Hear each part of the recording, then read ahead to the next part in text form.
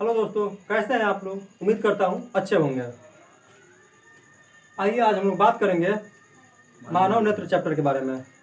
इस चैप्टर से हर साल मैट्रिक के एग्जाम में कुछ क्वेश्चन आते ही आते हैं, जिनमें से कुछ अच्छे क्वेश्चंस का कलेक्शन हम आप लोगों के साथ लेकर आए हुए, जिसमें कुछ ऑब्जेक्टिव है और कुछ सब्जेक्टिव हैं। तो आइए सबसे पहले हम लोग ऑब्जेक्टिव को देखते हैं।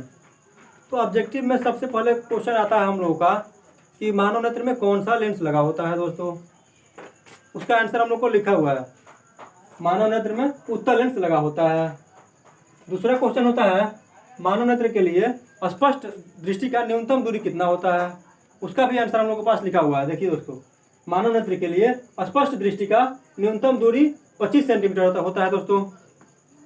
इसके बाद तीसरा क्वेश्चन होता है मानव नेत्र के लिए स्पष्ट दृष्टि का अधिकतम दूरी कितना होता है। उसका भी आंसर हम लोग के पास लिखा हुआ है, मानव नेत्र के लिए स्पष्ट दृष्टि का अधिकतम दूरी अनंत होता है दोस्तों।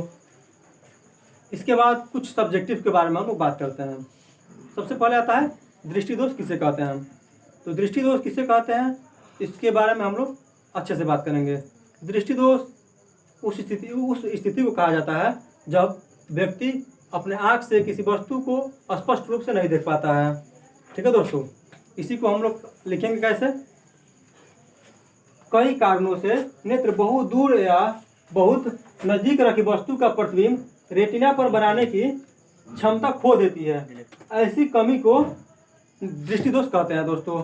अब दृष्टि दोष कई प्रकार के होते हैं, जबकि हम लोग को पढ़ना कितना है मैट्रिक में, मुख्यतः 3 तरह के होते हैं। ठीक है दोस्तों, दृष्टि दोष मुख्यतः 3 तरह के होते हैं। इसमें सबसे पहला क्या होगा, निकट दृष्टि दोष। निकट दृष्टि दोष के बारे में हम लोग को क्या जानना है दोस्तों। निकट दृष्टि दोष होता क्या है, इसका उपचार क्या है और इसका कारण क्या है। ठीक है दोस्तों, तो सबको हम एक एक करके देखते हैं।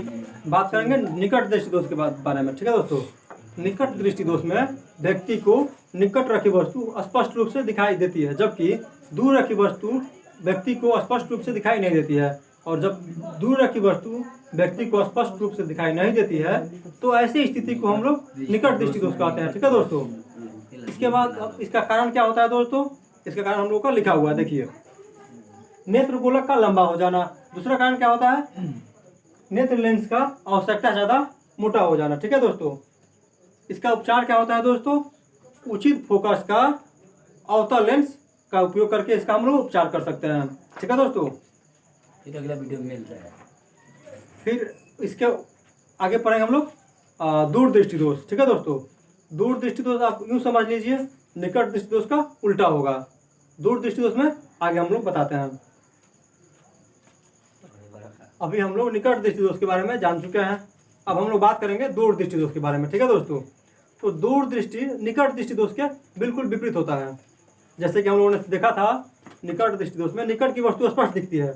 इन द सेम वे दूर दृष्टि दोष में हम लोगों को दूर की वस्तु स्पष्ट दिखेगी और निकट रखी वस्तु स्पष्ट नहीं दिख पाएगी। ठीक है दोस्तों, जैसे कि हम लोग ने लिखा भी है, जब कोई व्यक्ति दूर रखी वस्तु को स्पष्ट देख पाता है जबकि नजदीक रखी वस्तु को स्पष्ट नहीं देख पाता, तो ऐसे स्थिति को दूर दृष्टि दोष कहते हैं। ठीक है दोस्तों, इसका बात करेंगे कारण क्या होता है।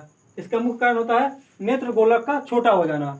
दूसरा कारण क्या होता है, नेत्र लेंस का आवश्यकता ज्यादा पतला हो जाना। ठीक है दोस्तों, इसका पहला कारण नेत्र गोलक का छोटा हो जाना। दूसरा कारण होता है नेत्र लेंस का आवश्यकता ज्यादा पतला हो जाना।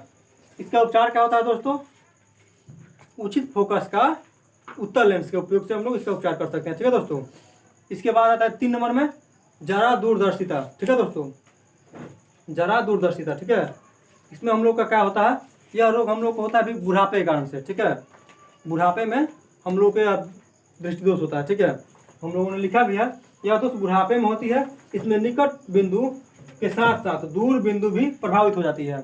इसमें निकट बिंदु भी और दूर बिंदु भी, दोनों बिंदु प्रभावित होती है। तो इसका मुख्य कारण क्या होता है भाई, इसका कारण होता है संमंजन क्षमता का कम हो जाना। संमंजन क्षमता का कम हो जाने से यह दोष होती है। दूसरी का कारण होता है नेत्र लेंस की लचक का कम हो जाना।